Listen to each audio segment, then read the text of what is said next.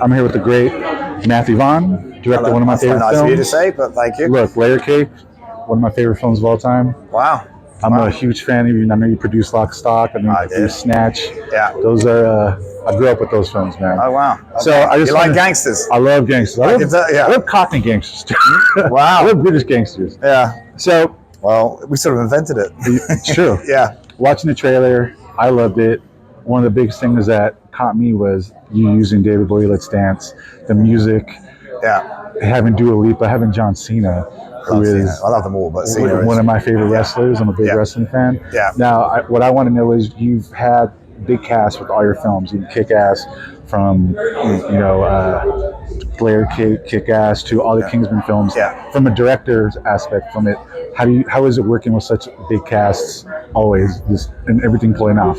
Do you know, it's great. It's an honor, and they make me look good. Yeah. So you have a great actor. I'm just like, what you're doing now is all I'm doing. I literally half the time I'm just going, wow, they're good. And I'm like, I'm saying, is it in focus? But it is great. Keep going. Yeah. So, good actors make me look a lot better. Make my life. I'm not an acting coach, so I will never be one of those directors of saying, let's get someone who's never acted before and we're going to draw a performance out of them. Yeah. I'll be like, fuck that. Like I'm not going to teach. If I'm going to go watch a football game, I want people who can play football and watch it. And maybe say attack on the left. I can maybe say that. Yeah. But I'm not going to teach them how to kick a ball. No. So, or in your case, American football throwable. Hey. So I'm a football fan as well. So you are? Oh, yeah. Support. You might hate me. I'm a Manchester United fan. I'll tolerate. We don't want to talk about what we're going through right now. So. Mate, I'm a Chelsea fan, so I get it. So I would rather be in your thing. So I'm having the worst time of my fucking life at the moment. I'm with you, man. Yeah. Well, so with Argylle, how did the concept of placing an author in her own book come about? So when I came out, I read book one, right, and then I watched Romancing the Stone, and I was thinking, in the world of launching new IPs very hard, this ain't going to work. And then I was explained where the books go.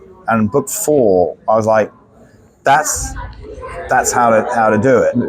And then I had this idea of, I've said it a million times, for like a fraud, repeating myself, but I thought, wouldn't it be, imagine the world of J.K. Rowling if after book 3, a real wizard suddenly walked into her life and went, it's pretty good what you did, but you got a lot of it wrong.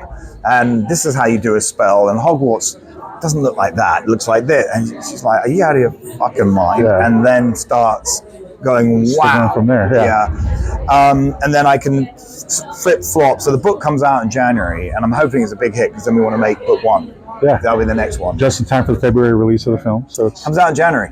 So the only thing I was worried about, people are going to read book 1 and then think that's them and go, what the fuck? This is totally different. Yeah. But, welcome to the way we make movies. It's not necessarily done the normal way. Yeah. One good thing that I love about your films, the way you balance comedy and action. Yeah. Is there a way that you focus, like, okay, I can't have too much of this, I got to reel it back a little, or you just it's a balancing act. No, you that's what the editing's for. Yeah. So when we're on set, sometimes we'll see something really, what we think is really fucking funny, and then you watch the movie and you're going, it's funny on the day, but no one's laughing, all right?